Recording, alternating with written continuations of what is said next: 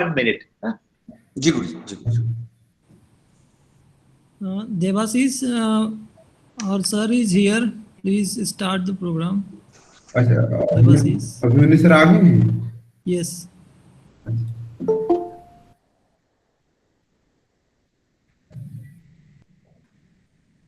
Hello, नमस्कार, आप सभी का स्वागत है आज के व्याख्यान में। जैसे कि व्याख्यान के प्रारंभ में हम लोग मंगलाचरण की पाठ करते हैं, तो आज भी मंगलाचरण से ही शुरू किया जाए। विधूत कल्पना जाल गंभीरोदार मूर्तये नमः समंत भद्राय समंत स्पर्णतिसे त्रिकाय रूप स्वार्थ संपद से संपन्न विश्व कल्याण एवं विश्व व्याप्त देशना रूपी परार्थ संपद से परिपूर्ण पूर्ण प्रकाश मंडल से मंडित भगवान बुद्ध को नमस्कार है। मैं नमस्कार करता हूं आप सभी का एवं स्वागत करता हूं आज के व्याख्यान में। आज हमारे साथ उपस्थित हैं मेरे कई सारे गुरुजनों, तो उन गुरुजनों के सामने मैं क्या ही बताऊं, उतना बता देता हूं कि हम लोग लास्ट 3 डेज से इस व्याख्यान कर रहे हैं। पहले दिन में हमारे साथ थे प्रोफेसर सच्चिदानंद मिश्रा सर, और उसी दिन गुरुजी अभिमन्यु सर हमारे साथ प्रेसिडेंशियल एड्रेस किए थे। उसके बाद हम लोगों के साथ थे प्रोफेसर अंबिका दत्त शर्मा सर। उन्होंने अपनी बौद्ध दर्शन की प्रस्थान भेद एवं उसकी एकात्मता के बारे में बताए थे। उसके बाद में कल हमारे साथ थे प्रोफेसर गोदावरी मिश्रा, जिन्होंने हम लोगों को नागार्जुन के मिडिल वे के बारे में बताए थे। तो आज हमारे साथ हैं प्रोफेसर अभिमन्यु सिंह सर, जो कि हम लोगों को विज्ञप्ति मात्रता के ऊपर व्याख्यान देंगे। उससे पहले मैं आग्रह करूंगा कि मैं professor CD Sebastian sir from IIT Bombay to speak something, please sir. I should say something. Yes sir, yes sir. Yes. Please introduce also Professor Abhimanyu. So you are there to introduce him. I am very happy to be here with you, and I'm happy that Devashish Sarangi is student of Gyan Prakash. Gyan Prakash is my student, and I am Professor Abhimanyu Singh sir student. So Guru Parampara mein it's wonderful to see that here. Then we have another Param Guru, Professor A.K. Chatterjee. So it's a big lineage. We are happy that Devashish Sarangi is organizing this one. उस परंपरा को आगे ले जा रहे हैं आप। आपका we are really proud of you, appreciate you, and do it. And this sort of what we can say studies, interactions, and that also getting knowledge from people like Professor Abhimanyu Singh, it would be wonderful. And I learned whatever little I know from him at his feet. So I pay my respects to Professor Abhimanyu Singh sir. And also I remember our dear Guruji, who is 96 now, Professor A.K. Chatterjee, who is the topmost person in Vikyapti Matrata Siddhi in India as of today. So Professor Abhimanyu Singh sir learned from him, and we have learned from him. Gyan also learned from him. So thank you very much. It's an unexpected way of interacting with you, but I'm very happy. Thank you, Gyan. Thank you, Devashish Sarangi. Thank you. Thank you. Thank you, Guru. Thank you very much sir. मैं अभी आग्रह करूंगा कि मेरे PhD supervisor मेरे गुरुजी doctor ज्ञान प्रकाश sir से वो कुछ बोलें और प्रोफेसर अभिमन्यु सिंह सर की स्वागत करें।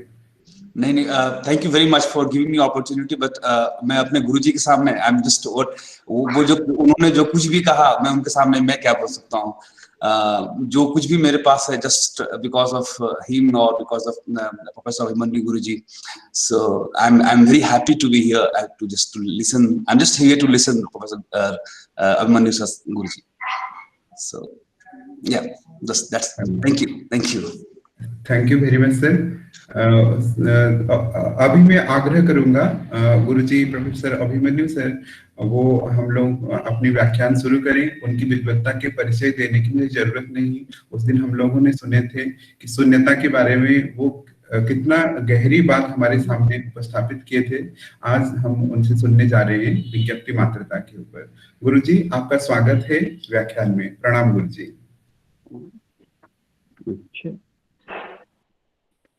हेलो। हेलो। हाँ, सुनाई पड़ रहा है आप लोगों को? जी Yes. सर। जी सर, सुन रहा हूं। ठीक है। सभी को प्रणाम। हाँ, मैं एक बात पहले ही साफ कर देना चाहता हूँ कि ये जो टेक्नोलॉजी बेस्ड कल्चर है, इस तरह के व्याख्यान की आदत मुझे नहीं है। हो सकता है कि मैं असहज महसूस करूं, तो आप लोग मुझे क्षमा करेंगे।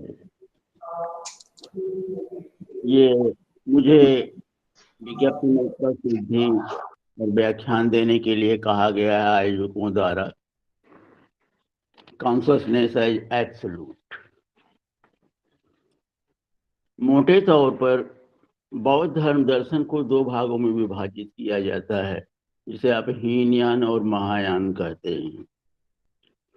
हालांकि हीनयान और महायान का इस तरह का वर्गीकरण या विभाजन बहुत अच्छा नहीं है, क्योंकि फिलॉसफी में किसी को हीन कहना, किसी को महा कहना, ये ठीक नहीं है।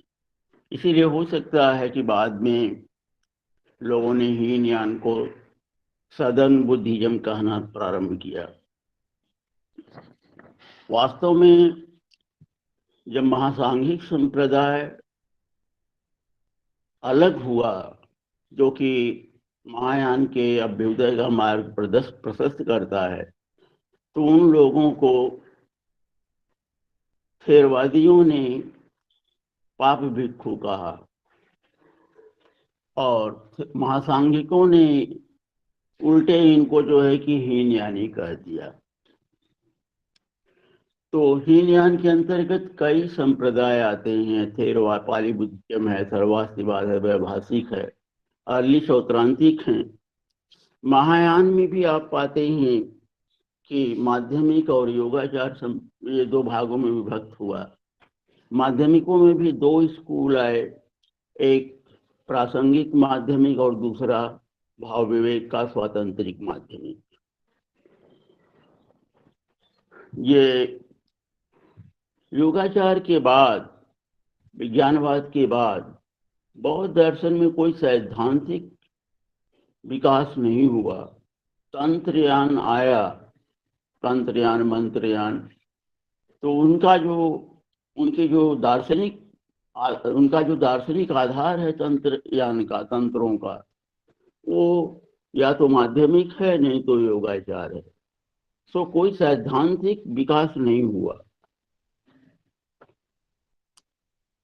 ये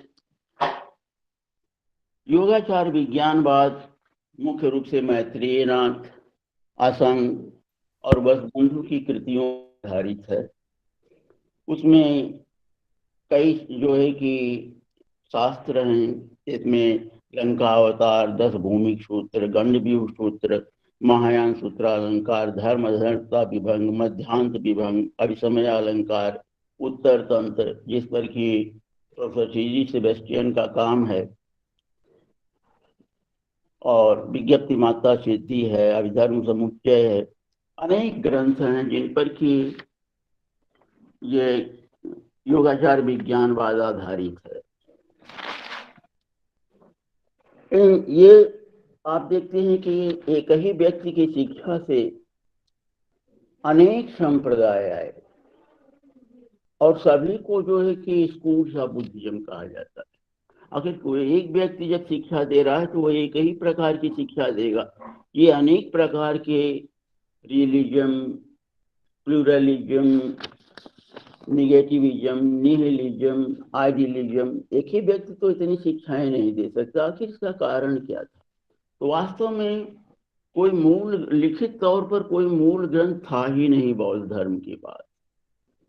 जितनी भी बुद्ध की शिक्षाएं थी सब मौखिक थी और ये मौखिक शिक्षाओं पर ही आधारित है।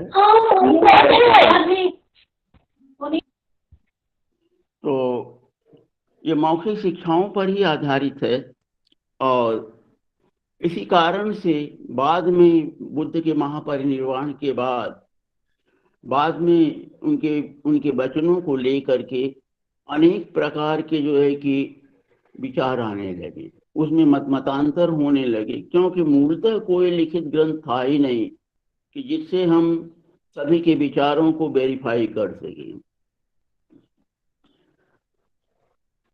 लेकिन कुछ ऐसे मूल सिद्धांत थे जो कि सभी संप्रदायों में हमें प्राप्त होते हैं, जैसे कि शून्यता है, मध्यमा प्रतिपद है और प्रतीत समुत्पाद का सिद्धांत है। अनेक प्रकार के सिद्धांत हैं जो कि एक सैद्धांतिक एकता स्थापित करते हैं और सभी बौद्ध दार्शनिक संप्रदायों ने इनका जो है कि इनकी व्याख्या की अपने अपने ढंग से। वास्तव में ये तीन जो सिद्धांत बताए जाते हैं सैद्धांतिक एकता के, एक प्रतीत समुत्पाद ही कह दिया जाए तो काफी है, क्योंकि प्रतीत समुत्पाद ही बौद्ध बुद्ध की प्रथम शिक्षा है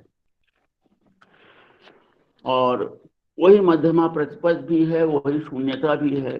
नागार्जुन ने साफ तौर पर कहा कि यह प्रतीत समुत्पाद शून्यता ताम प्रत्यक्षमहे सा प्रज्ञप्ति उपादाय प्रतिपद सैव मध्यमा, यानी प्रतीत समुत्पाद ही शून्यता भी है और मध्यमा प्रतिपद भी है और यही बुद्ध की मूल देशना है। आप जानते हैं कि ये बौद्ध धर्म दर्शन में तीन प्रकार की प्रज्ञाओं का उल्लेख होता है, श्रुतमयी प्रज्ञा, चिंतामयी प्रज्ञा और भावनामयी प्रज्ञा। तो श्रुतमयी प्रज्ञा के एक तरह से हिस्टोरिकल नॉलेज है जो हम सुनते हैं या पढ़ते हैं, पढ़ लिख करके जो सोचते दूसरे के विचारों को ज्ञान अर्जित करते हैं, वो एक तरह से श्रुतमयी प्रज्ञा हिस्टोरिकल नॉलेज है, जिसको आप कह सकते हैं कि हम लोग तोता रटंग विद्वान हैं या पैरेट लाइक पंडित हैं। जो चिंतामयी प्रज्ञा है वह ऐसी प्रज्ञा है जिसमें कि कोई ज्ञान जो है व्यक्ति के स्वयं के चिंतन से उत्पन्न होता है। ये महत्वपूर्ण है, knowledge emerging out of one's own reason, वो चिंतामयी प्रज्ञा है। और भावनामयी प्रज्ञा श्रुतमयी प्रज्ञा और ये जो है कि चिंतामयी प्रज्ञा का मिला जुला रूप है कि कुछ जो है कि किसी और का है और उसको आधार बना करके कुछ नवीन उसके बारे में कहना। इसलिए आप देखते हैं कि जो टीकाकार हैं, भाष्यकार हैं, वार्तिककार हैं, मुख्य रूप से वार्तिककार, ये जो है कि भावनामयी प्रज्ञा के अंतर्गत आते हैं। प्रतीत समुत्पाद मुख्य भगवान बुद्ध की चिंतामयी प्रज्ञा है। पाली बुद्धिज्म में ये आप पाली बुद्धिज्म में आप पाते हैं कि कहा जाता है, एक सूत्र है कि ये से ही भगवा बोधि रुख मूले धर्म प्रभाव स्वभाव पच्चवेक्षण बसेन पटिच समुत्पादो मनसिकासी। प्रतीत समुत्पाद जो संस्कृत शब्द है, इसको पाली में पटिच समुत्पाद कहा गया है कि जब भगवान बुद्ध बोधि वृक्ष के नीचे धर्म के स्वभाव के बारे में चिंतन कर रहे थे, उनके मन में, उनकी बुद्धि में प्रतीत समुत्पाद का सिद्धांत आया। यानी कि यह बुद्ध की चिंतामयी प्रज्ञा है जो कि उन्हें अन्य दार्शनिक संप्रदाय के विचारों से अलग करती है। इसी आधार पर बौद्ध धर्म दर्शन को एक अलग दर्शन की मान्यता मिली। यह उनकी अपनी शिक्षा है, अपना सिद्धांत है। ये आप जानते हैं कि शून्यता, मध्यमा प्रतिपद और प्रतीत समुत्पाद, ये जो कहा गया, इसका एक विस्तृत प्रसन्न विवेचन आप प्रोफेसर अंबिका दत्त शर्मा ने अपने 12 दिसंबर के जो है कि व्याख्यान में हमको भली भांति कराया। यहाँ आप पाते हैं कि प्रतीच्य समुत्पाद ही पाली में जो है कि धम्मो मध्येन कहा गया है, धम्मो मध्येन देशिका। यही जो है कि मिडिल वे टीचिंग है, मध्यम मार्ग की शिक्षा है।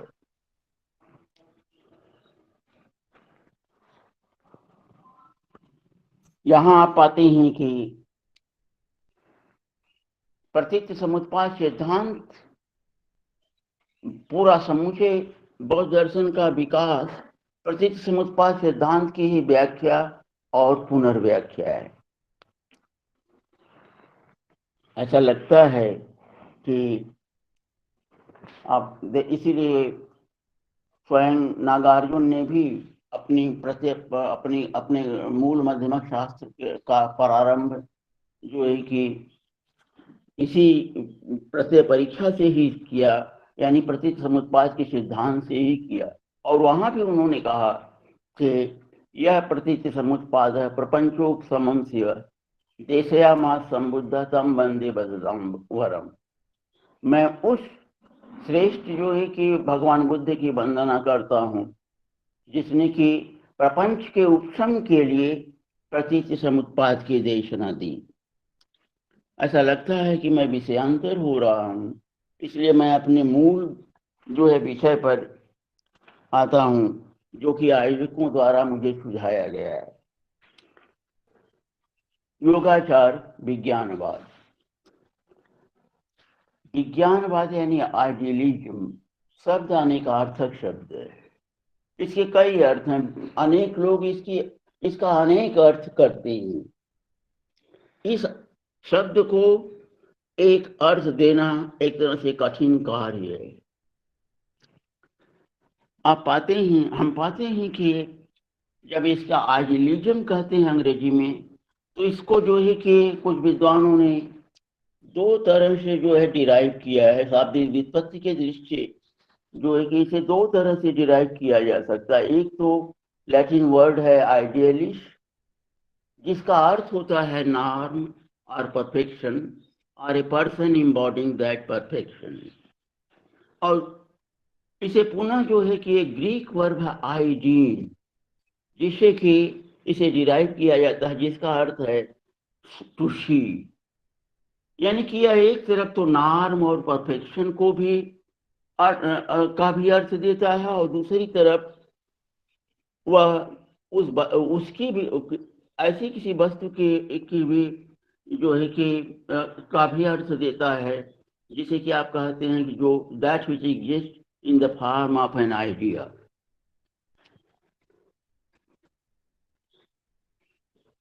सो आप पाते हैं कि यह आइडियलिज्म शब्द विज्ञानवाद आदर्शवाद कई रूपों में जो है कि व्याख्यायित होता है। भारतीय दर्शन में भी आप पाते हैं कि आइडियलिज्म के कई रूप हैं। एक तो जिसको कि एक्सियोलॉजिकल आइडियलिज्म हम कहते हैं, जो कि एक तरह से फिलॉसफी ऑफ वैल्यू है। यहाँ आप पाते हैं कि ये जो फिलॉसफी ऑफ वैल्यू है, यह किसी तरह का जो है कि सब्जेक्टिविस्टिक इम्प्लीकेशन नहीं देता। ये नहीं कहता कि चेतना ही एकमात्र सत्य है, विषय या सत्य है, या जो है कि जो अंतिम सत्ता है वो जो है कि चेतन है। इस तरह की बात नहीं करता। ये कहता है सिर्फ इतना ही कि values are certainly not facts and they are not gathered from sense impression or sense perception। इस अर्थ में जो आप पाते हैं कि भारतीय दर्शन में टैगोर को एक आइडियलिस्ट थिंकर कहा जा सकता है। दूसरे तरह का जो विज्ञानवाद है वो ज्ञान मीमांसी विज्ञानवाद है, एपिस्टेमोलॉजिकल आइडियलिज्म है, जो ज्ञान मीमांसा में विज्ञान की सत्ता को सिद्ध करता है और ये विषय की दृष्टि का निषेध करता है, ये विषय की सत्ता का निषेध करता है। आप पाते हैं कि जो ज्ञान मीमांसी विज्ञानवाद है उसका विरोध वास्तुवाद से होता है। ज्ञान मीमांसी विज्ञानवाद का विरोध वास्तुवाद से होता है। और भारतीय दर्शन में ज्ञान मीमांसी विज्ञानवाद योगाचार विज्ञानवाद, योगाचार विज्ञानवाद का प्रारंभ ज्ञान मीमांसी विज्ञानवाद में है, अंत में वो जो है कि परम सत्यवाद में परिणत होता है, उसका पर्यवसान जो है परम सत्यवाद में होता है। फिर मेटाफिजिकल आइडियलिज्म है। मेटाफिजिकल आइडियलिज्म का विरोध वस्तुवाद से नहीं होता, वो ज्ञान मीमांसा में वस्तुवादी हो सकता है कुछ अपवादों के साथ, लेकिन उसका सीधा विरोध वास्तुवाद से नहीं होता तत्वमीमांसी विज्ञानवाद का। तत्वमीमांसी विज्ञानवाद का विरोध भौतिकवाद से होता है, मैटेरियलिज्म से होता है। ये कहता है कि जो तत्वमीमांसी विज्ञानवाद कहता है वो सत्ता को चेतन मानता है और सब कुछ उसी चेतन का या तो अयथार्थ आभास है या यथार्थ परिणाम है। इस तरह की बातें जो है तत्वमीमांसी विज्ञानवाद कहता है। यहाँ हम पाते हैं कि इस अर्थ में जो है कि आप योगा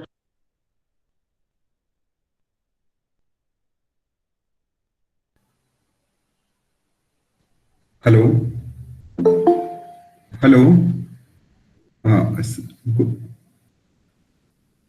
हेलो गुरुजी, आपको किसी ने म्यूट कर दिया है, प्लीज अनम्यूट कर दीजिए। हेलो जी सर, अनम्यूट कर दीजिए। हाँ हाँ जी सर, ठीक जी है। सर, किसी ने गलती से शायद म्यूट कर दिया है आपको। अच्छा अच्छा, तो हमें जो विषय दिया गया है परम सत्यवाद के रूप में विज्ञान की सत्ता, विज्ञान का स्वरूप के बारे में, तो हम जो योगाचार विज्ञानवाद का ज्ञान मीमांसी विज्ञानवाद है उस पर हमें कुछ नहीं कहना है। हम चीजें जो है कि जो उनका जो एब्सोल्यूटिज्म है, विज्ञप्ति मात्रता, हम उसके बारे में चर्चा करेंगे। हम पाते हैं कि बौद्ध मत के प्रादुर्भाव के समय से ही उसमें वस्तुवाद विरोधी प्रवृत्तियां विद्यमान रही हैं। तत्वों की क्षणभंगुरता के सिद्धांत में स्थिर प्रतीत होने वाली वस्तु की संरचना के लिए आत्मनिष्ठता की मान्यता अनिवार्य है। विशेष वस्तु प्रदत्त है तथा सामान्य केवल विचार रचित है। प्रारंभिक बौद्ध मत में पुद्गल कल्पित होने के कारण अयथार्थ माना गया और धर्मों की सत्ता को स्वीकार किया गया।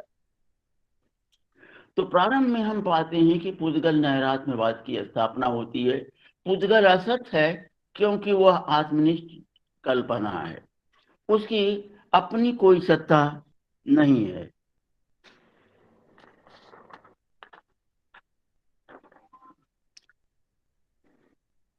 माध्यमिक पुद्गल और धर्म को दोनों को जो है कि शून्य बताता है, दोनों को आत्मनिष्ठ बताता है, आत्मनिष्ठ संरचना बताता है।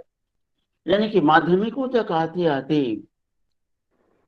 ये सिद्धांत जो है कि ये कहने लगा कि सब कुछ आत्मनिष्ठ है, आत्मनिष्ठता का प्रवेश सर्वत्र है।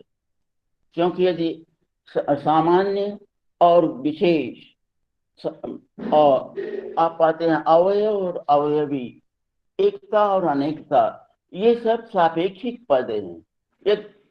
और यदि किसी दो संबंधियों में एक संबंधी अयथार्थ है, कल्पित है, तो दूसरे को भी नहीं बचाया जा सकता। सापेक्षता की प्रतिसमुत्पाद की जो सापेक्षिक व्याख्या की गई उसके आधार पर पुद्गल और धर्म दोनों को कल्पित कह दिया गया और दोनों को अयथार्थ माना गया। यहाँ हम पाते हैं कि जब कहा गया कि सब कुछ कल्पित है माध्यमिकों द्वारा, तो योगाचार इसमें एक संशोधन करता है। वो कहता है कि सब कुछ आत्मनिष्ठ एवं परिकल्पित हो सकता है, किंतु कल्पना की क्रिया शून्य नहीं हो सकती। आभास के लिए आधार की आवश्यकता होती है और वह आधार सृजनशील विज्ञान ही हो सकता है। माध्यमिक चेतना को ज्ञान रूप कहता है, किंतु योगाचार उसे परमार्थ सत्य मानता है। अतः योगाचार मत में चेतना ही यथार्थ है, विषय अयथार्थ है। विषय की बाह्यता एवं स्वतंत्रता का निषेध किया जाता है। सौत्रांतिकों की प्रमाण मीमांसा में हमें योगाचार विज्ञानवाद का एक पूर्वाभास होता है। सौत्रांतिक सत्ता को प्रमाण मीमांसा में दो तरह की सत्ताओं का उल्लेख करते हैं, एक पारमार्थ, एक समृद्धि। परमार्थ जिस परमार्थ को स्वलक्षण कहते हैं और समृद्धि को सामान्य लक्षण कहते हैं, जो कि कल्पित है। स्वलक्षण प्रत्यक्ष का विषय है और सामान्य लक्षण अनुमान का विषय है। तो दो तरह के प्रमाण हैं, दो तरह के विषय हैं, तो इनके लिए दो तरह के प्रमाण हैं। मानम द्विविधम विषय द्वैविध्यात्। दो प्रकार के विषय होने के कारण प्रमाण दो तरह के हैं। दोनों प्रमाण और उनके विषय परस्पर व्यावृत हैं। प्रमाण प्रत्यक्ष कभी अनुमान की सीमा में प्रवेश नहीं कर सकता और अनुमान कभी प्रत्यक्ष की सीमा में प्रवेश नहीं कर सकता। ये प्रमाण विप्लववाद है।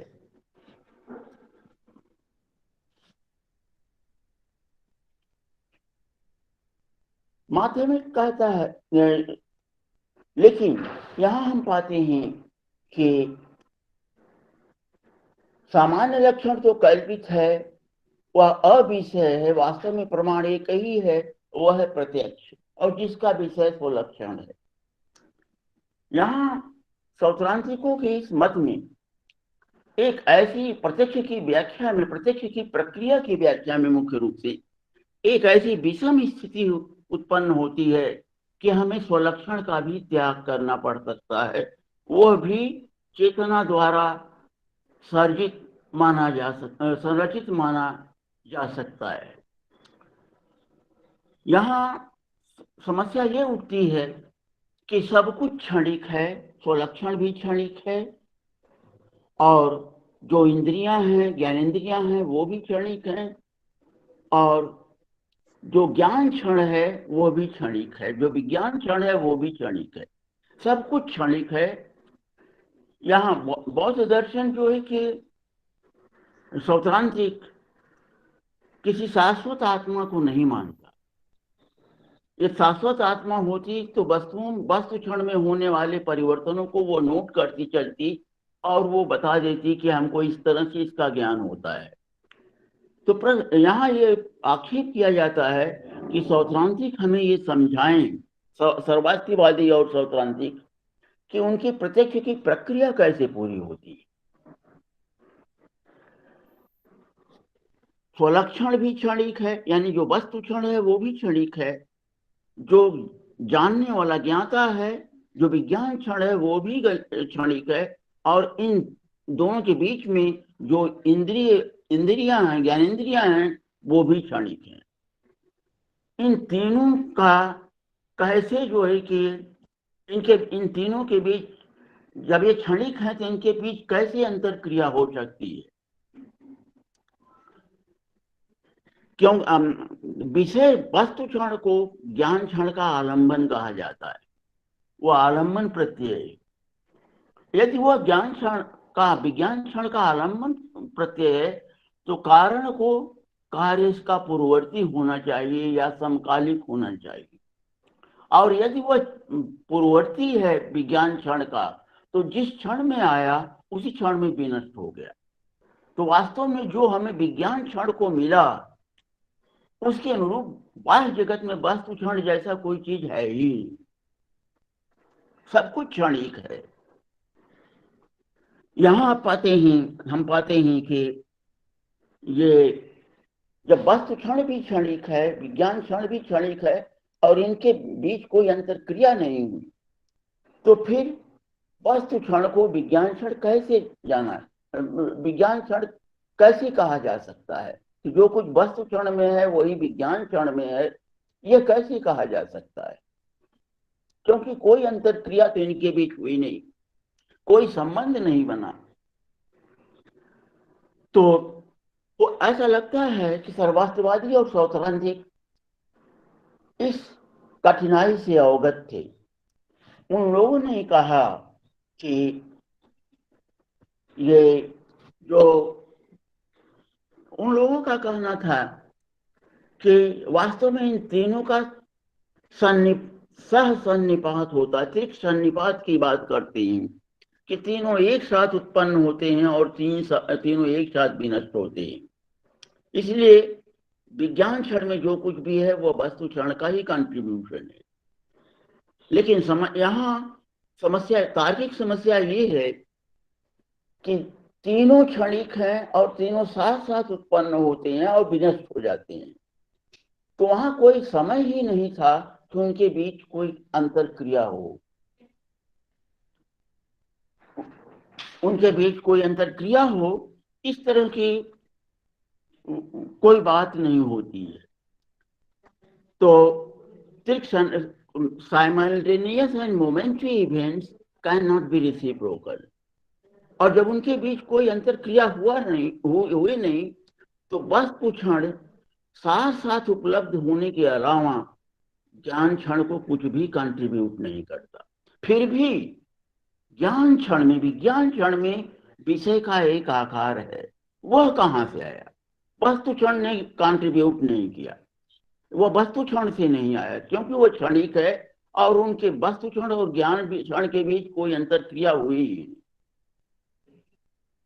तो योगाचार कहता है कि वास्तव में जो स्वलक्षण है वह भी कल्पित ही है, वो विज्ञान की ही संरचना है। यह काम चेतना स्वयं कर सकती है। इसलिए स्वलक्षण को भी कल्पित मान करके उसका त्याग कर देना चाहिए। सब कुछ आत्मनिष्ठ है, जितने भी विषय हैं वो आत्मनिष्ठ हैं और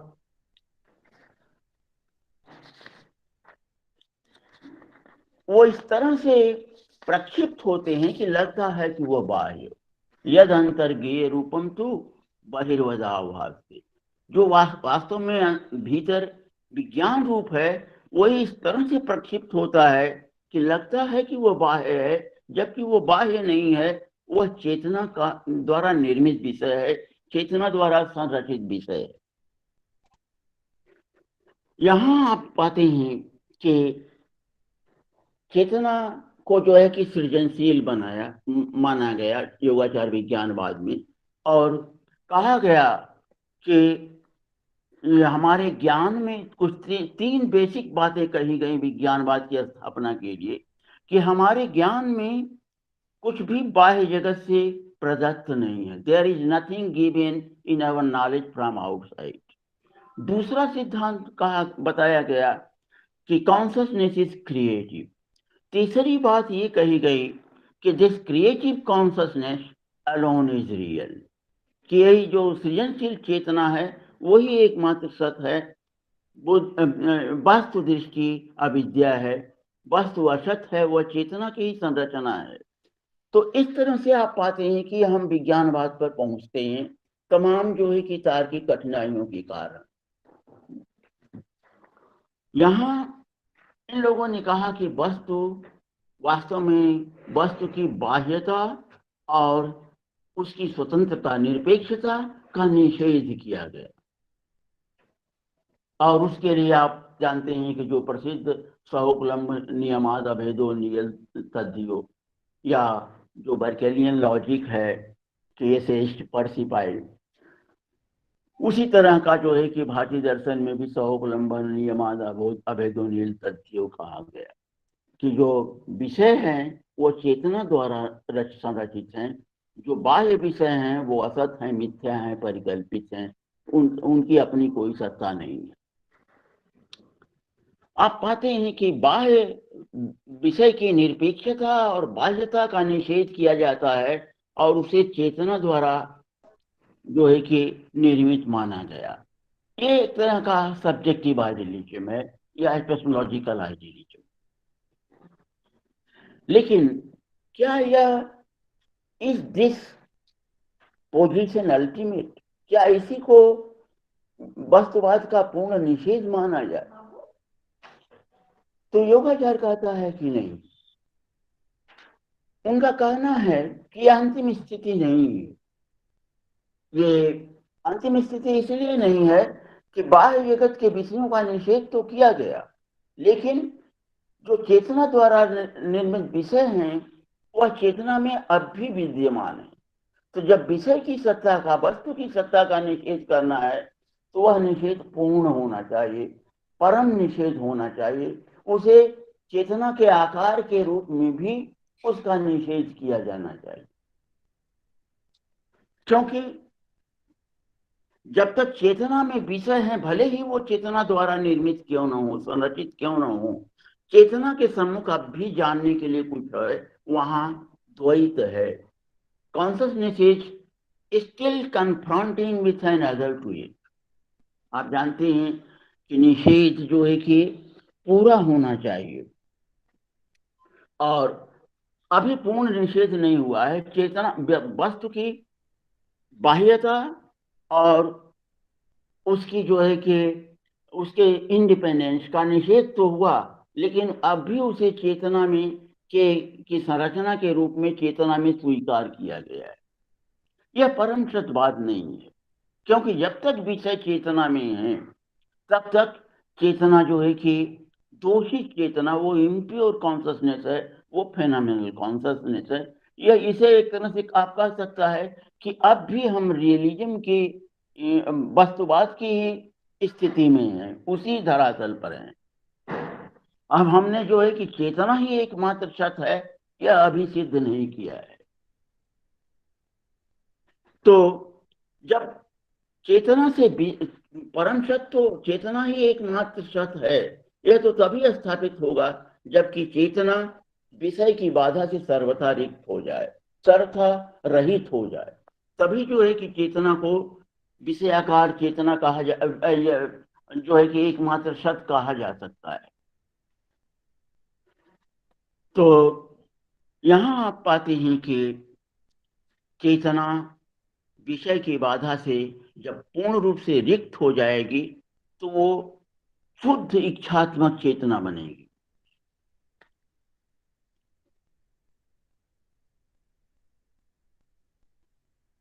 यहाँ आप जानते हैं कि भारतीय दर्शन में ये जो परम सत्य है, विज्ञप्ति मात्रता है, उसे जो है शुद्ध इच्छात्मक चेतना कहा गया है, प्योर विलिंग कॉन्शसनेस। शुद्ध इच्छात्मक चेतना जो विषय की बाधा से सर्वथा रिक्त है। यहाँ हम क्यों चेतना को किस स्थिति में जो है कि इच्छात्मक चेतना कहा जाता है, किस स्थिति में उसे जो है कि ज्ञानात्मक चेतना कहा जाता है, उसके बारे में थोड़ी चर्चा कर लें, क्योंकि यह अंतर जब तक नहीं मालूम होगा तब तक आगे की बात साफ नहीं होगी, वो समझ में नहीं आएगी। आप पाते हैं कि जो फिनोमिनल कॉन्शसनेस है, जो हमारी अनुभविक चेतना है, consciousness denotes A determinate relation between subject and object. ये दो चीजें हैं, सब्जेक्ट ऑब्जेक्ट के बीच जो रिलेशन है, एक निश्चित जो है कि सविकल्पक रिलेशन है, वो जो है कि उसी को हम कहते हैं चेतना, जो हमारी अनुभविक चेतना है। हमें कहते हैं consciousness is always a consciousness of something. इसी रूप में हम चेतना को पाते हैं। इसमें दो तत्व हैं, एक विषय है और एक विषय, एक सब्जेक्ट है, एक ऑब्जेक्ट है। जब हम ऑब्जेक्ट को एम्फसाइज करते हैं और ये कहते हैं कि जो है कि सब्जेक्ट कुछ भी नहीं है, और ऑब्जेक्ट ही सब कुछ है. There is nothing in our knowledge which is not contributed to it by the object. Here subject cannot call anything of its own. Everything is contributed to it by the object. When subject is nothing, object is everything, then consciousness is termed knowledge consciousness. It is known as knowing consciousness. And when object is nothing, subject is everything, then it is termed will. It is pure, it is willing consciousness. योगाचार विज्ञानवाद में जो परम सत्य है, जो विषय की बाधा से सर्वथा रहित है, उसे जो है कि शुद्ध इच्छात्मक चेतना कहा गया है, प्योर विल, विलिंग कॉन्शसनेस कहा गया है.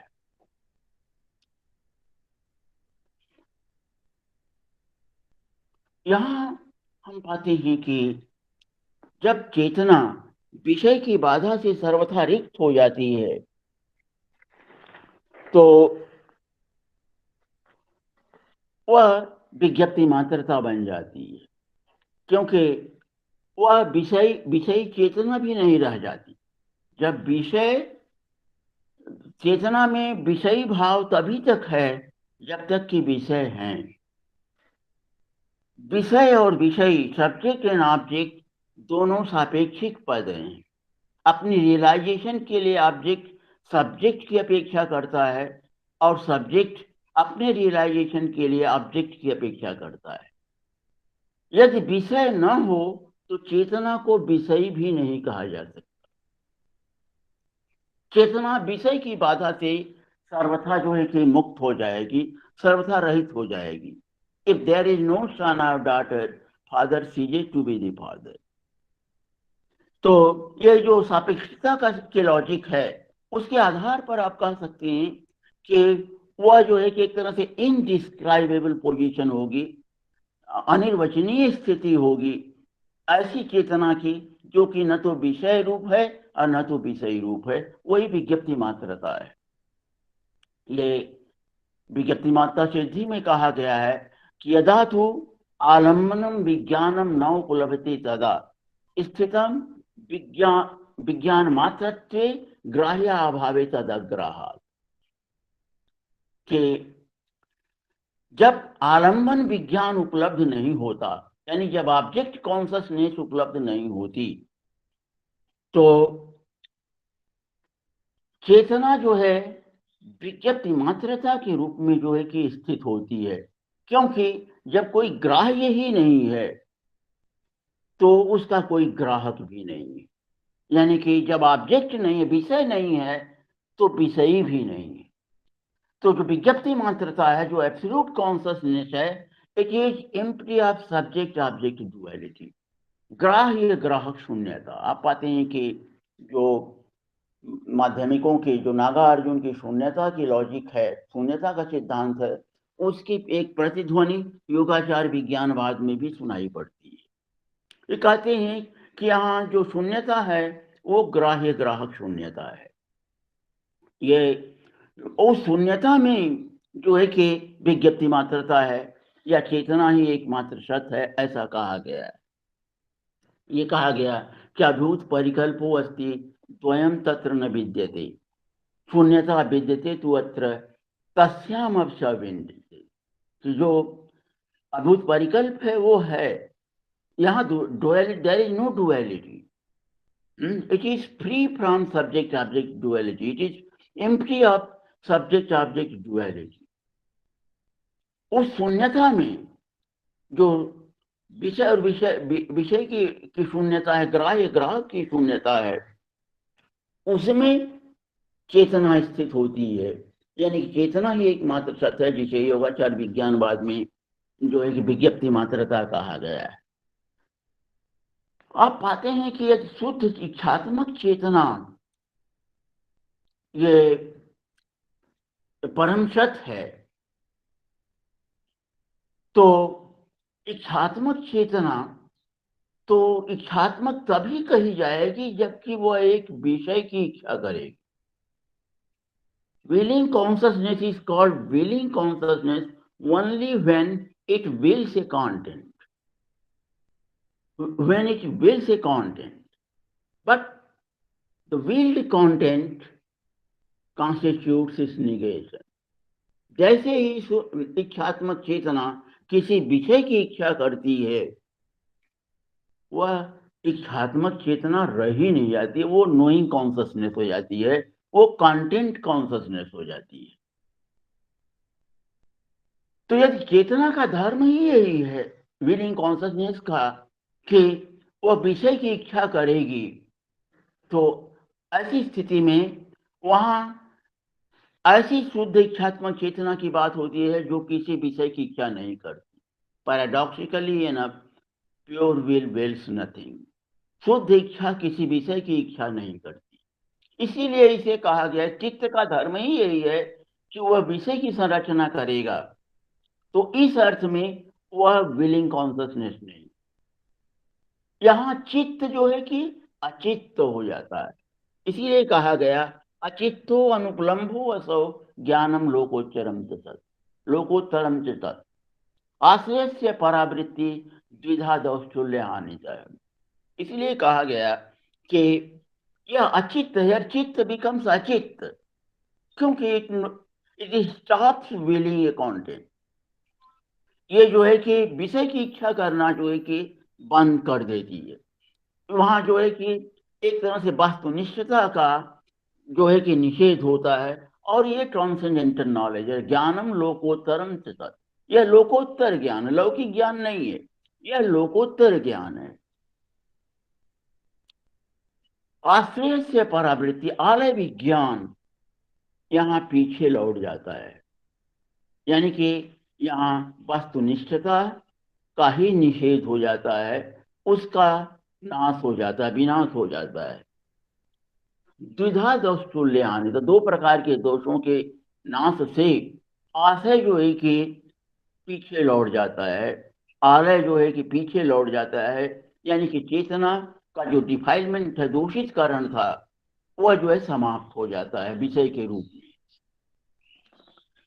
तो दो प्रकार के जो दोष हैं, वो डिफाइलमेंट है, वो क्लेशा आवरण और गेय आवरण, यानी कि क्लेशा आवरण और गेय आवरण के क्षय से आलय पीछे लौट जाता है और चेतना जो है कि अपने मूल स्वरूप शुद्ध इच्छात्मक क्रिया के रूप में, शुद्ध इच्छात्मक चेतना के रूप में जो है कि स्थित होती है। इसी को अनाश्रव धातु कहा गया।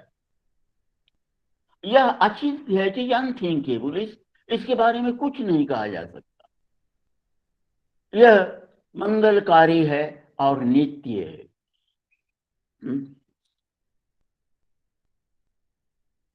यही इसी को जो है कि बुद्ध की महासुख काय या धर्म काय कहा गया है, इसी को विमुक्ति काय भी कहा गया है। यही महामुनि बुद्ध का जो है कि धर्म काय कहा गया है। और धर्म काय का मतलब 3 तरह की कायों का उल्लेख मिलता है महायान बौद्ध दर्शन में, नैर्माणिक काय, सांभोगिक काय और धर्म काय, या उसी को स्वभाव काय भी कहा जा सकता है। सुबुद्ध धर्म काय के रूप में परम सत्य एकाकार हो जाते हैं, इसीलिए उसको कहा गया कि धर्माख्यो एवं महामुनि। ये महामुनि बुद्ध का की जो है धर्म काय है। He is one with the ultimate reality, विज्ञप्ति मात्र था। लेकिन यहाँ ये द्वैत है ही नहीं। आप पाते हैं कि ये जो कहा गया कि एक कोई कहे कि मुझे यह ज्ञान है कि वस्तु नहीं है और चेतना ही एकमात्र सत्य है, और मैं चेतन विज्ञप्ति मात्रता की स्थिति में जो है कि विद्यमान हूँ, कि मेरी स्थिति जो है विज्ञप्ति मात्रता की है, तो ये गलत है।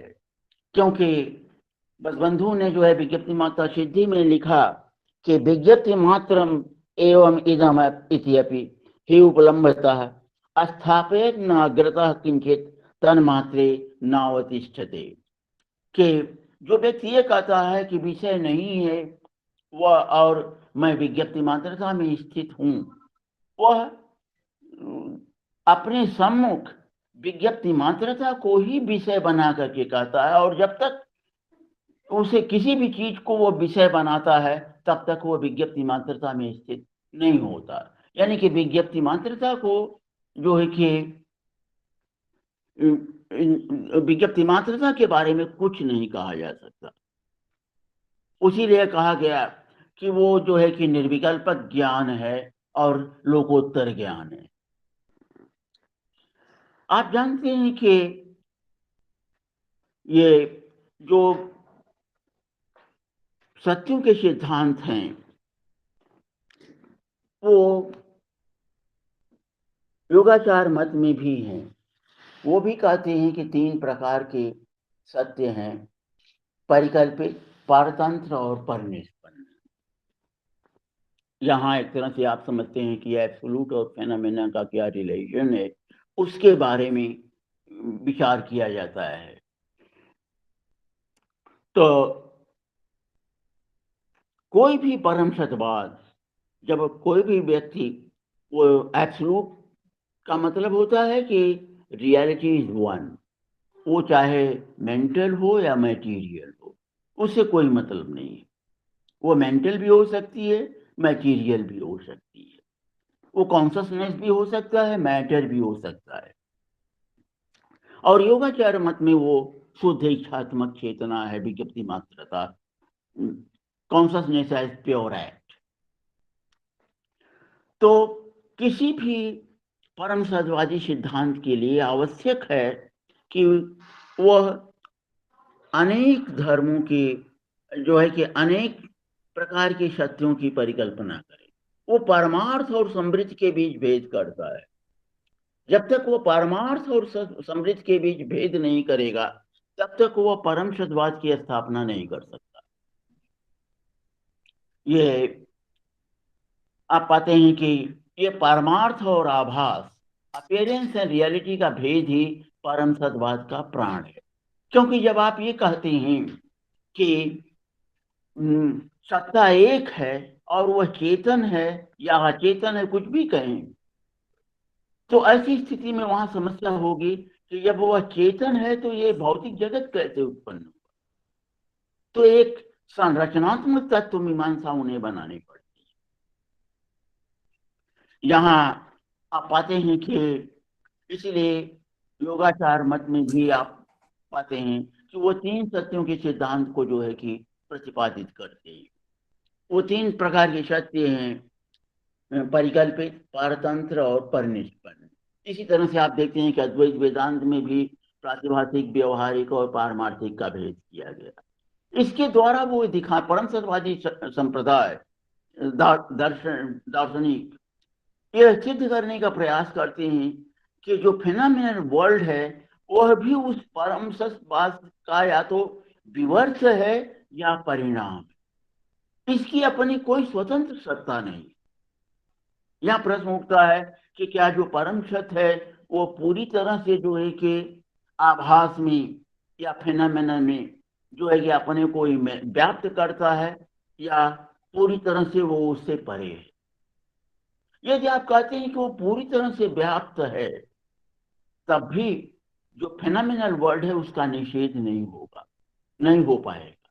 क्यों? क्योंकि ऐसी स्थिति में बहुत तो बात प्लूरलिज्म और जो है कि रियलिज्म या मटेरियलिज्म प्रोपाउंड होगा, क्योंकि यह जो है कि इसका निषेध इसलिए नहीं हो पाएगा कि जो परम सत्य है वो इसे इन्वॉल्व है, जो अल्टीमेट रियलिटी है वो इसमें जो है कि इन्वॉल्व है। और यदि वह इन्वॉल्व है तो अल्टीमेट रियलिटी का निषेध कैसे किया जा सकता है? ऐसी स्थिति में परम सत्यवाद की स्थापना नहीं हो पाएगी।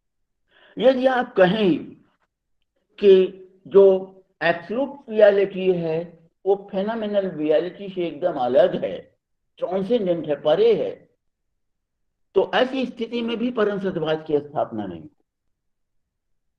क्योंकि ऐसी स्थिति में जो है कि जो फेनोमेनल वर्ल्ड है जब परम सत्य उससे एकदम परे है तो वो उसके एक रियल के रूप में वो साइड बाय साइड जो है कि विद्यमान रहेगा। तो ड्यूअलिज्म, प्लूरलिज्म, इस तरह के सिद्धांत बनेंगे।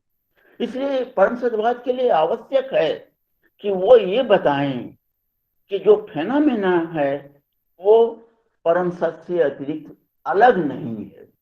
यानी कि वो कहते हैं कि वो ट्रांसेंडेंटल भी है और इमेनेंट भी, उसमें वो दोनों को स्वीकार करके चलते हैं। और जो फेनोमेना है वह या तो उसी ट्रांसेंडेंटल का वो विवर्त है, जैसा कि शंकराचार्य में आप पाते हैं कि जो जगत है वो ब्रह्मन का आभास है, विवर्त है, वो यथार्थ परिणाम नहीं है। और योगाचारवाद, विज्ञानवाद जो है कि परिणामवादी है, विज्ञान परिणामों सब विविधा या प्रवर्तित, जो कुछ भी प्रवर्तित होता है वो सब विज्ञान का परिणाम है, ये परिणामवादी है। यानी कि वो इमेनेंट है एंड एट बियॉन्ड इट, वो इससे परे भी है।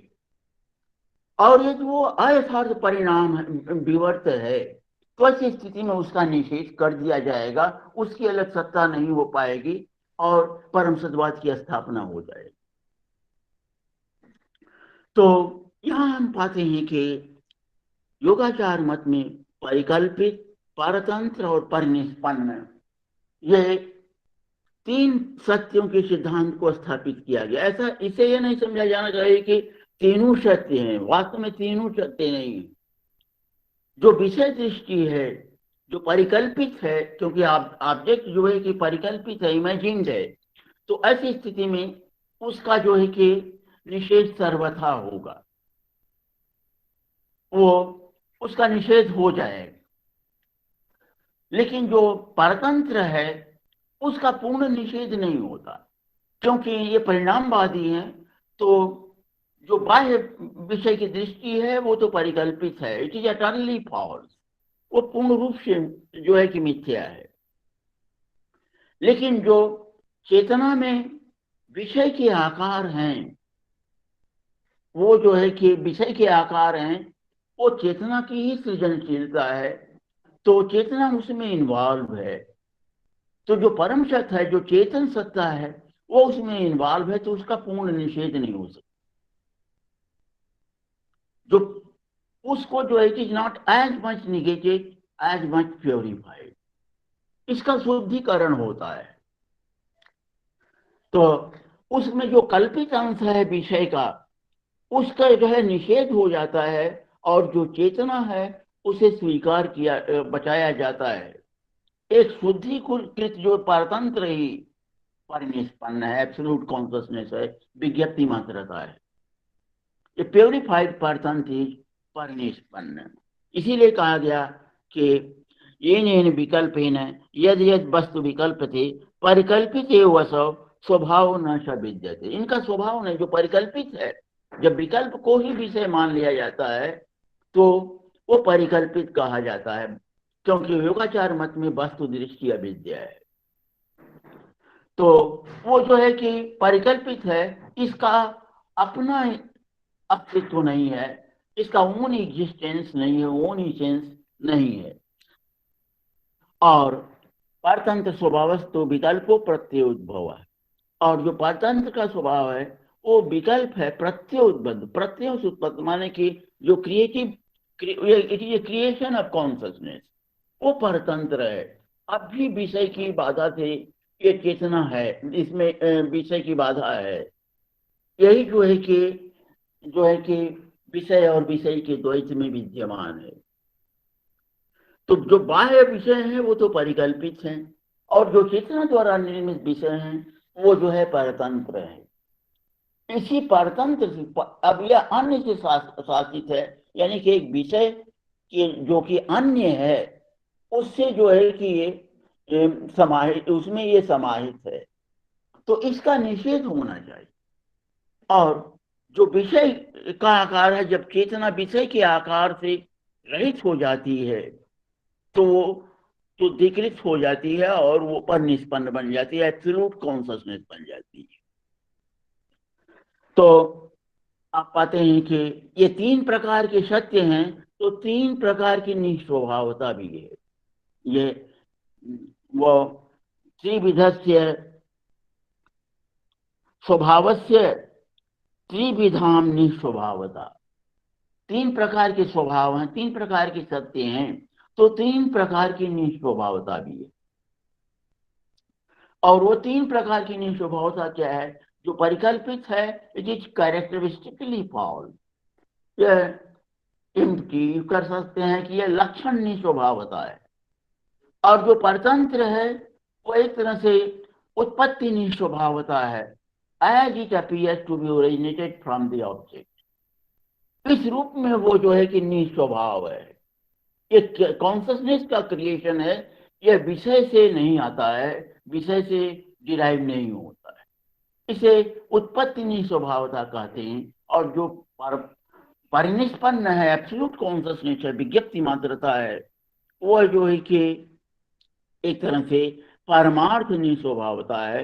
इसके बारे में किसी भी प्रकार का चिंतन नहीं किया जा सकता। विज्ञप्ति मात्रता से, विज्ञप्ति मात्रा में इसके साधक को यह बोध नहीं होता कि वह जो है कि स्वतंत्र हो गया है या विषय की बाधा से सर्वथा मुक्त हो गया है। उस समय उसे किसी भी प्रकार का बोध नहीं रहा, उसकी उसे अनुभूति होती है, और उसके बाद वो हिज ओन फ्रीडम, वो अपनी स्वतंत्रता मुक्ति के बारे में जो है कि वो अवेयर नहीं होता, क्योंकि वहां ड्युअलिटी नहीं, सभी अवेयरनेस, समूचा ज्ञान द्वैत में होता है। अद्वैत में कोई जो है कि ज्ञान नहीं होता, कोई अवेयरनेस नहीं होती, कोई बोध ही नहीं होता। तो आप पाते हैं कि जो परम सत्यवाद है योगाचार विज्ञानवाद का, वह एक तरह से जो है शुद्ध इच्छात्मक चेतना को जो है कि परम सत्य मान करके आगे बढ़ता है, अग्रसर होता है, क्योंकि जो विषय हैं वो चेतना के इच्छित विषय हैं, और जब चेतना इन निश्चित विषयों से जो है मुक्त हो जाती है तो वो परम सत्य या परनिष्पन्न चेतना कही जाती है, उसी को विज्ञप्ति मात्रता कहा जाता है। तो ये योगाचार मत और आचार्य शंकर में जो है कि एक प्रकार का भेद है। योगाचार विज्ञानवाद में शुद्ध इच्छात्मक चेतना परम सत्य है, तो अद्वैत वेदांत में आप पाते हैं कि शुद्ध ज्ञानात्मक चेतना जो है कि वो जो है कि परम सत्य है, जिसे वो ब्रह्मन या आत्मन कहते हैं। उनका जो अप्रोच है वो ज्ञानात्मक चेतना के द्वार से है, और जो योगाचार मत है उसका जो अप्रोच है वो शुद्ध इच्छात्मक चेतना जो है कि के रूप से होता है। जो योगाचार के लिए यथार्थ है, परम सत्य है, वो शंकर के लिए अविद्या है, वो भ्रम है। और जो शंकर के लिए भ्रम है, परम सत्य है, वह योगाचार मत में जो है कि अविद्या है। ऐसे समझें जैसे कि कोई लीजरी स्टेटमेंट लें, जब हम कहते हैं दिस इज स्नेक, तो और जब इसका जब निगेशन करते हैं कि दिस इज नॉट स्नेक, तो जो नॉट है योगाचार विज्ञानवाद में और शंकर के ब्रह्मवाद में आप पाते हैं कि जो सब्जेक्टिव फंक्शन है स्नेक, जो क्रिएशन है कॉन्शसनेस का, जो विल्ड कंटेंट है, जो सब्जेक्टिव कंस्ट्रक्शन है, उसका उसके साथ अप्लाई करता है। यानी कि वो स्नेक का निषेध करते हैं, दिस का नहीं। और भारतीय दर्शन में आप जानते हैं कि सामान्यतया जो निगेटिव स्टेटमेंट है वो correcting statement, negative statement is a correcting statement, it corrects the original error. और जब आप कहते हैं दिस इज नॉट स्नेक, तो जब योगाचार से पूछा जाएगा तो वो नॉट स्नेक का निषेध नहीं करेंगे, क्योंकि वो चेतना द्वारा निर्मित है, वो परतंत्र की स्थिति है। वो किसका निषेध करेंगे? दिस का निषेध करेंगे, जो ग्राउंड रियलिटी आप कहते हैं दिस इज नॉट स्नेक। तो उनके लिए जो दिस, जो the word this is a general symbol for the object. तो जब वो कहेंगे कि नॉट जो है कि दिस को अप्लाई करता है, स्नेक को नहीं, वो सब्जेक्टिव कंस्ट्रक्शन है। और यह चेतना जो है कि यहाँ दूषित है, और दूषित चेतना को परिमार्जित करने की आवश्यकता है। इसे विषय की बाधा से सर्वथा रिक्त करने की आवश्यकता है। तो जो वस्तु का सिंबल है दिस, उसके लिए वो जो है कि अप्लाई करेगा। वो कहेंगे कि जो वर्ड नॉट है वो दिस के लिए है, स्नेकनेस के लिए नहीं। क्रैक इन द वॉल या स्नेक एक्सेट्रा एक्सेट्रा, ये सब रियल है क्यों, बीइंग ए सब्जेक्टिव कॉन्सेप्ट। लेकिन योगाचार यानी कि जो सब्जेक्टिव फंक्शन है वह अद्वैत वेदांत के लिए जो है कि वो अविद्या है, वो भ्रम है। और जो विषय दृष्टि है वो जो है कि योगाचार विज्ञानवाद के लिए भ्रम है। यानी कि जो एक के लिए परम सत्य है वह दूसरे के लिए अविद्या है, और जो एक के लिए अविद्या है वह दूसरे के लिए जो है परम सत्य। तो शुद्ध ज्ञानात्मक और शुद्ध इच्छात्मक चेतना में यह अंतर है। यहाँ हम देखते हैं कि यह जो शुद्ध इच्छात्मक चेतना है वो एब्सोल्यूट कॉन्शसनेस है, क्योंकि यहाँ विषय की बाधा, विषय का सर्वथा निषेध कर दिया जाता है। उसके बारे में कोई कथन संभव नहीं है। जितने भी कथन किए गए हैं सब निषेधात्मक हैं। यानी कि it is characterised as what can not be characterised. जितनी भी इसके जो है कि कथन है वो सब निषेधात्मक है। लेकिन इसका अर्थ यह नहीं है कि अपने आप में जो तत्व है वो निषेधात्मक है। वो it is very much positive in itself. सिर्फ उसके बारे में जो कथन है वो निषेधात्मक हैं और वो अपने आप में कुछ हैं। इसलिए एक तरह से ये जो है कि विज्ञप्ति मात्रता है योगाचार विज्ञानवाद की, जो कि एब्सोल्यूट कॉन्शसनेस है, which is free from subject object duality. जब कॉन्शसनेस विषय की बाधा से सर्वथा रिक्त हो जाती है तो वह विज्ञप्ति मात्रता में स्थित होती है, जो कि जिसके बारे में किसी भी प्रकार का कथन नहीं किया जा सकता। ठीक है, धन्यवाद। धन्यवाद गुरुजी, इतना गंभीर और इतना अच्छे तरीके से अपने व्याख्यान को मतलब रखने के लिए हमारे सामने। हम तो अभी कुछ प्रश्नों को हम ले लेते हैं, उसके बाद हमको बता दीजिएगा, क्योंकि हमको मोबाइल ऑपरेट करने नहीं आता कि कौन क्या पूछ रहा है, वो बता दीजिएगा। जी सर, जी सर। मलय कुमार झा ये पूछे हैं कि विज्ञप्ति मात्रता के आलोक में अपह सिद्धांत की व्याख्या किस प्रकार की जा सकती है? किसकी? अपोह सिद्धांत की व्याख्या विज्ञप्ति मात्रता के आलोक में कैसे किया जा सकता है? अपोह सिद्धांत की व्याख्या?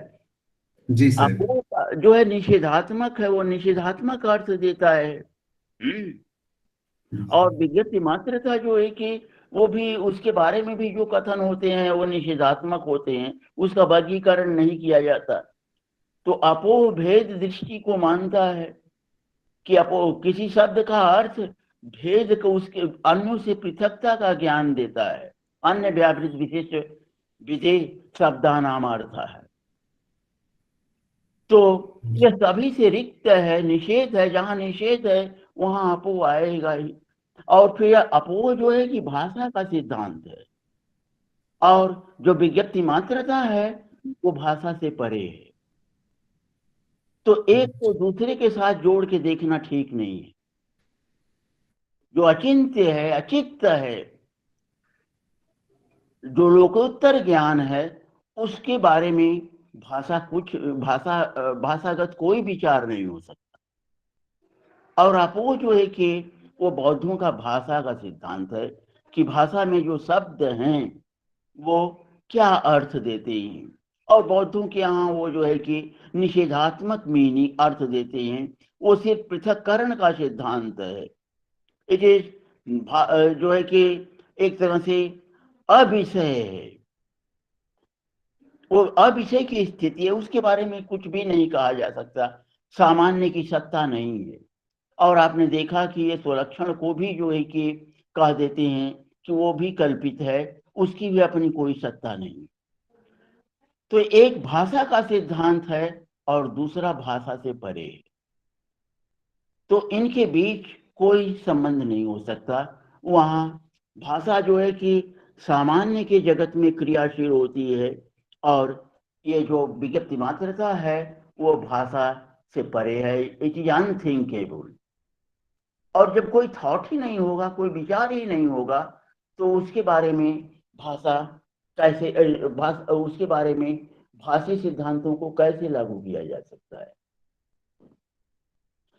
तो जो शब्द हैं वो उसे छू नहीं सकते, और अपोह सिद्धांत जो है कि वो भाषा का सिद्धांत है। जब हम कुछ कथन करेंगे तो जो है कि वहां होगा, हम विधान तो करते हैं लेकिन उसका विधान जो है निषेधात्मक, क्या वह नहीं है, यही बताते हैं। इस अर्थ में आप चाहें कि जो निषेधात्मक कथन है वहां अपोह को लागू कर सकते हैं कि वह अपने आप में क्या नहीं है, लेकिन इसका मतलब यह नहीं कि कथन करने की दृष्टि, और इसका मतलब यह नहीं है कि वह नहीं है, वह है, क्योंकि बिना विधि के निषेध संभव नहीं।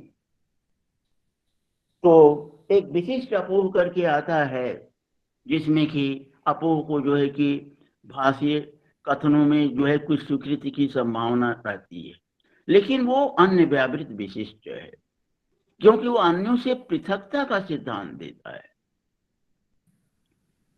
ये और जो विज्ञप्ति मात्रता है वो सबका आधार है, वो भाषा से परे है, मन से परे है, विचारों से परे है।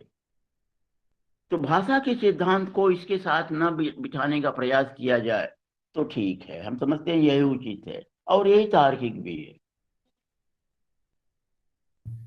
जी sir, thank you very much sir. So अभी गार्गी जैन मैम वो पूछना चाहती हैं कि साधना में चेतना के बारे में वो जानना चाहते हैं। साधना में चेतना।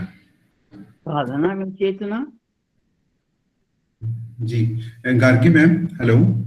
हाँ, hello Gargi ma'am, are you there?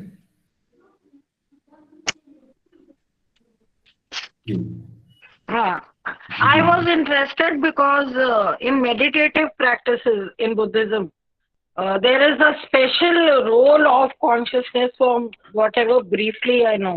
तो जो भी थोड़ा बहुत मैंने पढ़ा है और उस पे मैं EQ से रिलेटेड कुछ जानना चाहती थी, इसलिए चाह रही थी, क्योंकि इन्होंने वो दिस वाला एग्जाम्पल देके इतना क्लियर डिफरेंस समझाया है, तो मुझे लगा शायद मुझे क्यू मिल जाए कोई कनेक्शंस ढूंढने के लिए। ऐसा है कि ये यहाँ जो उनकी सृजनशील तत्व, वो क्रिएटिव कंस्ट्रक्टिव मेटाफिजिक्स है, जो संरचनात्मक तत्व मीमांसा है, उसमें वो 3 तरह के विज्ञान, चेतना के 3 स्तर मानते हैं: आलय विज्ञान, कृष्ण मनस और प्रवृत्ति विज्ञान। वहाँ जो आलय विज्ञान है वो निर्विशिष्ट अवस्था है, कृष्ण मनस में वो विशेषीकरण की प्रक्रिया है, और प्रवृत्ति विज्ञान जो है कि विज्ञान है। इन 3 का वो होता है।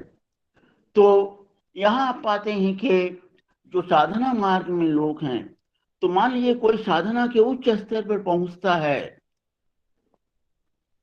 तो ऐसी स्थिति में वहां कोई विचार नहीं होता। उसके लिए जो है कि 10 भूमिक सूत्र है, 10 भूमियों की चर्चा होती है, पारमिताओं की चर्चा होती है, सबका समायोजन वहां किया गया है जो योगाचार डिसिप्लिन में आता है। तो वहां आप पाते हैं कि जब आप समाधि की स्थिति में है, निर्विकल्प की स्थिति में है, तब तक कोई बौद्धिक संरचना हो ही नहीं सकती। और जब आप उस निर्विकल्पक स्थिति से सविकल्पक में आते हैं, तब वह अनुभूति नहीं रहती। जो अनुभूति उस समय होती है उस समय नहीं होती। तो ऐसी स्थिति में उसके बारे में आप प्रतीकात्मक ढंग से ही कुछ कह सकते हैं, उसके बारे में कुछ और नहीं कहा जा सकता, क्योंकि जब वह अनुभूति है उस समय विचार नहीं है। यह भी विचार नहीं है कि हम इस स्थिति में हैं। और जब हम सामान्य स्तर पर आते हैं, जब वैचारिक संरचना के स्तर पर आते हैं, तब वो अनुभूति नहीं, उस स्तर पर वो अनुभूति नहीं होती। तो हम अपनी उस अनुभूति को विचारों में प्रतीकात्मक रूप से व्यक्त करने का प्रयास करते हैं, और उस प्रयास में जो है कि ये सारे दार्शनिक विचार आते रहते हैं, जो कि साधना परक हैं। तो उसके लिए आप देखते हैं कि कई तरह के जो है कि संभारों की चर्चा होती है, प्रयोग संभार, ज्ञान संभार और पूर्ण संभार, और कई तरह के जो है कि वो संभार हैं। और जो तथागत के जो है कि दो महत्वपूर्ण एस्पेक्ट हैं, प्रज्ञा और महाकरुणा, और तमाम तरह के जो चेतना के जो है कि रूप हैं, किन किन स्तरों पर चेतना किस किस स्थिति में पहुंचती है, ये 10 भूमियों की स्थिति में जो है, और जो षट पारमिताओं का सिद्धांत है महायान का, उसमें देखा जा सकता है। Thank you sir. बहुत सरल शब्दों में आपने इतना जटिल वो मुझे थोड़ा सा समझा दिया है, तो मैं प्रयास करूंगी कि इस दिशा में कुछ कर सकूं। धन्यवाद sir. Thank you Abhimanyu Devashish sir. जी, thank you ma'am, and thank you very much sir. So Patit Pawan sir wants to ask something. Hello Patit Pawan sir, are you there? I'm here, yeah. Yes sir, you can ask your question. Yeah, so I was just wondering, what is the ontological status of consciousness? Absolute consciousness, even you are saying of Yogacara, then is it momentary too? That is my question. नहीं, ये momentary नहीं है, it is not momentary. यह जब तक विषय के रहता है तो विषय के कारण ही चेतना अपने को विषय और विषय के द्वैत में डाइवर्सिफाई करती है, वो मोमेंट्री हो जाती है। लेकिन जैसे ही चेतना विषय से रहित हो जाती है तो अपनी वो परम शुद्धता को प्राप्त कर लेती है, वो मोमेंट्री नहीं होती। जब विषय की बाधा आती है तभी वो जो है कि क्षणिक विज्ञान बनते हैं, और एक पूर्ववर्ती विज्ञान क्षण अपने उत्तरवर्ती क्षण को जो है कि विज्ञान क्षण को जन्म देता है। तो जो कॉजल रिलेशन है वो वस्तु और विज्ञान क्षण के बीच नहीं है, बल्कि विज्ञानों का जो क्षणिक क्रम है उसी के बीच में है। तो यहाँ जो आपका प्रश्न क्या था, जरा बताइए तो। Then what is the ontological status of consciousness? अद्वैतवाद की स्थिति है। अद्वैत ये नहीं कह सकते, बीइंग को एम्फसाइज नहीं करते, लेकिन फिर भी कहते हैं कि वो विज्ञप्ति मात्रता है, अद्वैतवाद है, नॉन ड्यूअल नॉलेज। प्रज्ञा पारमिता ज्ञानम अद्वयम, ये जो है कि अद्वैत ज्ञान है, ये विज्ञप्ति मात्रता है। इसका ऑन्टोलॉजिकल स्टेटस है, क्योंकि ये मेटाफिजिक्स की स्थिति है। ये एपिस्टेमोलॉजिकल आइडियलिज्म नहीं होकर के, बल्कि एपिस्टेमोलॉजिकल आइडियलिज्म मेटाफिजिकल आइडियलिज्म में जो है कि कल्मिनेट हो गया है, और वहां जो है कि उसकी सत्ता है, लेकिन वो किस रूप में है यह नहीं कहा जा सकता। आप देखिए, अचिंत्य कुशलो ध्रुवम, हमने कारिका कोट की थी विज्ञप्ति मात्रा सिद्धि से कि अचित्तो स एव अनाश्रयो धातु अचिंत्य कुशलो ध्रुव। जो ध्रुव है, स्थिरमति कहते हैं कि ध्रुव नित्यत्वात्। इसकी जो है कि व्याख्या उन्होंने जब की, टीका की, तो उन्होंने कहा ध्रुव नित्यत्वात्, नित्य होने के कारण। It is called Dhruv because it is eternal. तो ये क्षणिक चेतना नहीं है, क्षण क्षण में विभक्त चेतना तो वही है जो विषय के बाधा से युक्त है। जो विषय की बाधा से सर्वथा रहित हो जाती है, तो विषयों के कारण ही चेतना जो है क्षणिक हुई थी, और जब विषय खत्म हो गया, समाप्त हो गया, उसकी बाधा से वो सर्वथा रहित हो गई, तो वह चेतना जो है कि ध्रुव कही गई, नित्य कही गई, वो क्षणिक चेतना नहीं है। और उनका या जो विज्ञप्ति मात्रा है अपने आप में ये भावात्मक है, इसके कथन के जो रूप हैं वो निषेधात्मक। जी, thank you very much. Thank you sir, thank you sir. Debashish, जी सर, जी सर, जी सर। एक लाइन आडम जैसे गुरुजी ने कहा, त्रिमशिका में विज्ञप्ति मात्रता से त्रिमशिका में बसवंतु कहते हैं सर्वकालम यथा तथा भावात् विज्ञप्ति मात्र विज्ञप्ति मात्रता means there is an ontological status that exists forever, है ना गुरुजी? सर्वकालम तथा भावात् सैव विज्ञप्ति मात्रता धर्माणां परमार्थस्य यः यतः तथता अपि सः सर्वकालम तथा भावात् सैव विज्ञप्ति मात्रता। Yes. So sweet. Thank you very much sir. अभी डॉक्टर नीति सिंह कुछ पूछना चाहती हैं। मैम आप पूछ सकती हैं। हेलो। प्रणाम सर, मैं नीति। सर मेरा एक सवाल था कि जब हम बहुत भावनात्मक क्षणों में होते हैं, वो चाहे दुख के क्षण हो, चाहे सुख के हो, चाहे दया के, या किसी भी तरह का, जब बहुत भावनात्मक उद्वेग होता है, जब व्यक्ति बहुत ज्यादा इमोशनल होता है कह सकते हैं, उस वक्त हमारी चेतना का मतलब क्या रोल होता है सर? चेतना उस वक्त होती है, नहीं होती है, या दिग्भ्रमित चेतना होती है, या क्या होता है एग्जैक्टली? कॉन्शियसनेस क्या रोल प्ले करती है हमारे बहुत इमोशनल मोमेंट्स में? देखिए, ये दर्शन जो है कि दुख से शुरू होता है और सुख में जो है कि इसका पर्यवसान होता है। आप जानते हैं कि ये जो है कि जिसे आप सुख समझ रही हैं वो दुख रूप ही है। सर्वमेव ही दुखम विवेकिना योग सूत्र कहता है।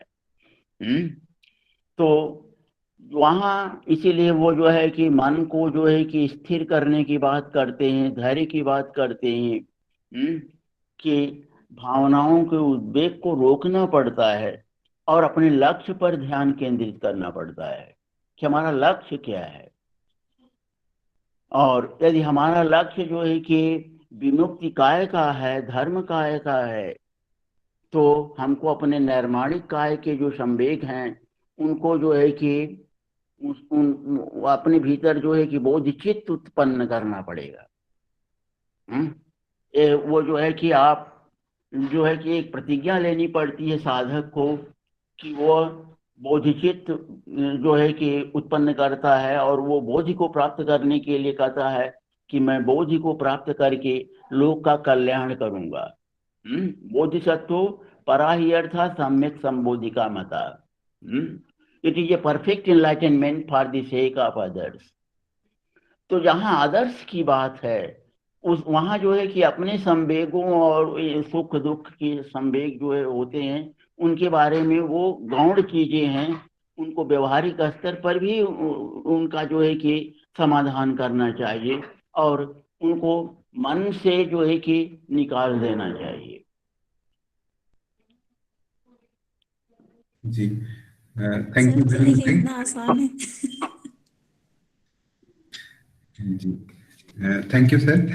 तो अभी अंतिम क्वेश्चन लेंगे क्योंकि हमारे पास टाइम भी बहुत कम है। तो Ajay Jaiswal ji, hello Ajay Jaiswal ji, are you there? Yes, sir. Yes, you can ask your question. Sir, I have written my question, but I can ask also. Yes. सबसे पहले सर को बहुत बहुत धन्यवाद।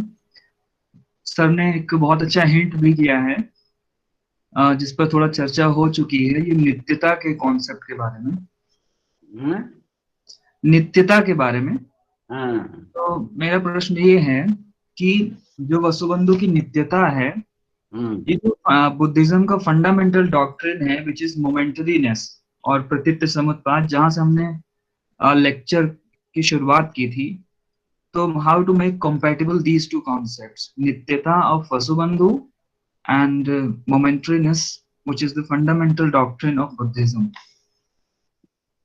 ये ठीक है, परिवर्तन को ये मानते हैं और सौत्रांतिकों ने जब उसकी तार्किक व्याख्या की तो उसको क्षण क्षण परिवर्तित माना। क्षणिकवाद में जो है कि उसका पर्यवसान हुआ। जब परिवर्तन की तार्किक व्याख्या की गई तो क्षणिकवाद आया। ये ठीक है, लेकिन ये सारी शिक्षाएं जो हैं कि समृद्धि के अंतर्गत। जो क्षणिकवाद का सिद्धांत आया बाद में चल करके जो है कि उन सबका खंडन कर दिया गया वो महायान में आते आते। आत्म और अनात्म दोनों को जो है कुछ भी नहीं कहा जा सकता, ऐसा कहा गया। ये व्यवहारिक सिद्धांत है। और क्षणिकता जो है कि आप देखते हैं कि जो कारणता का सिद्धांत है वो प्रारंभ में जो है यथार्थ का सिद्धांत है, लेकिन माध्यमिक में आकर के वो अयथार्थ का सिद्धांत बन जाता है। वो देखिए अर्ली बुद्धिज्म में आप पाते हैं कि it is law of the things as they are. वो प्रतीति समुत्पन्न नहीं मानते हैं, वहां क्षणिकवाद है। लेकिन महायान में आकर के उसका खंडन हो जाता है। आप देखते हैं कि जितने भी कारणता के सिद्धांत हो सकते थे उस काल में, सबका जो है कि नागार्जुन खंडन कर देता है और कहता है कि कोई भी कारणता का सिद्धांत बौद्धिक स्तर पर कारण कार्य के बीच संबंध स्थापित करने में असफल हो जाता है। वो कंट्राडिक्शन होता है, व्याघात उत्पन्न होता है, असंगत उत्पन्न होती है।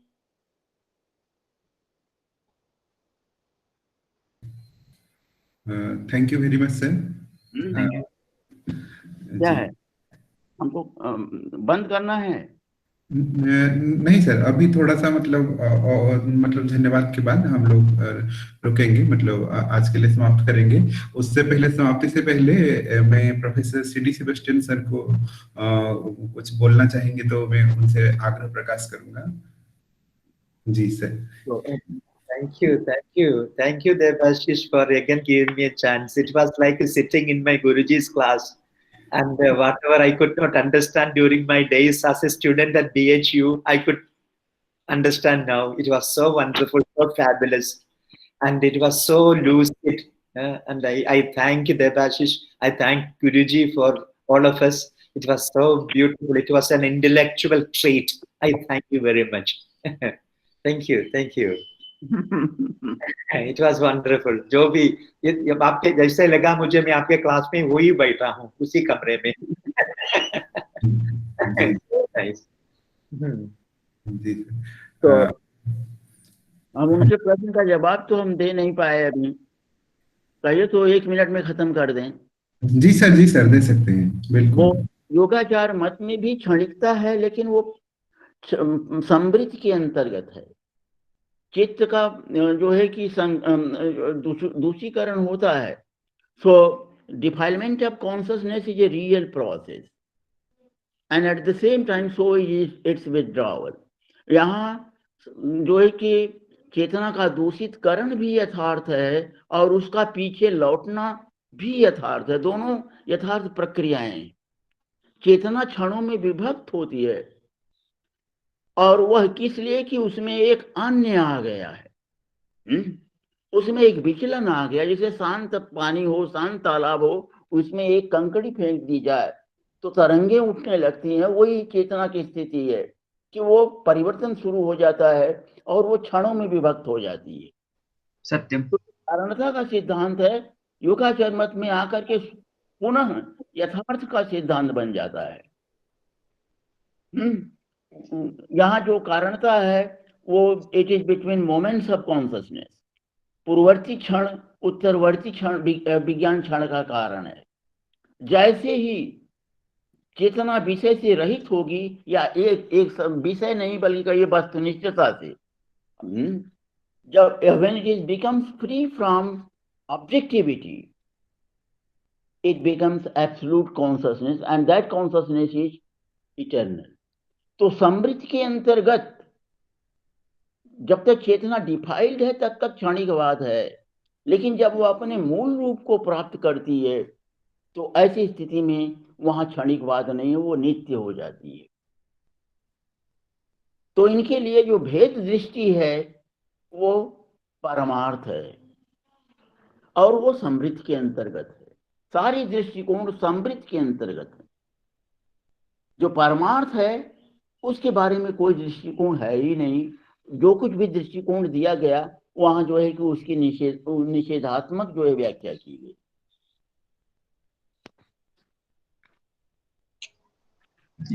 धन्यवाद जी। Thank you very much sir for your enlightening lecture. Now I would like to invite my colleague Siva Prasad Das to propose a vote of thanks. Hello. Thank you, sir. Yeah.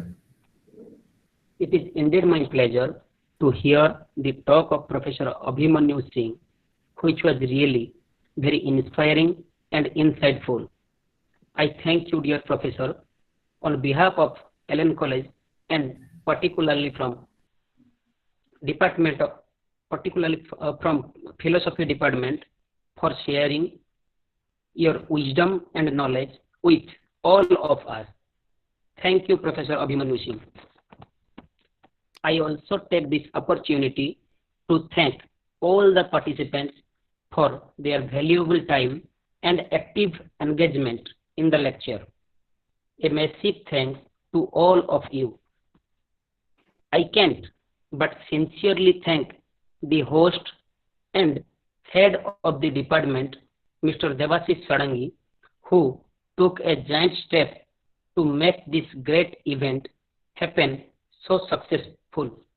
Thank you once again, sir, for arranging this periodic lecture on behalf of Philosophy Department of Allen College. Thank you all. Thank you, Siva sir. So thank you very much, Guruji. मैं धन्यवाद देना चाहूँगा professor C.T. सिल्वेस्ट्रियन sir को हमारे साथ जुड़े रहने के लिए। और आज हमको वास्तव में जो सर कह रहे थे कि वो क्लास के फीलिंग्स आया कि जैसे हम क्लास में बैठे हैं और गुरुजी को सुन रहे हैं। आप सभी के छात्र हैं और मैक्सिमम लोग तो आपके स्टूडेंट हैं यहाँ पर और आपको बहुत उत्साहित होके सुन रहे थे बहुत अच्छे से। और आपने भी बहुत सरलता पूर्वक और मतलब कठिन चीजों को आसानी से समझाया हम लोगों को। Thank you very much sir. मैं धन्यवाद देना चाहूंगा C.T. सिल्वेस्ट्रियन सर को, अभिमन्यु सर को, अरविंद को, जो कि इस सब के पीछे हमारे टीम की तरह काम किया है। सारे प्रतिभागियों को सबको मेरा नमस्कार। यहाँ पर आज समाप्त करते हैं। सब पापस्य अकरणम कुशलस्य उपसंपदा सचित्त परियोदपनं एतं बुद्धानुशासनम। साधु साधु साधु। नमस्कार। Thank you. So nice. Nice ending, Devashish. Thank you.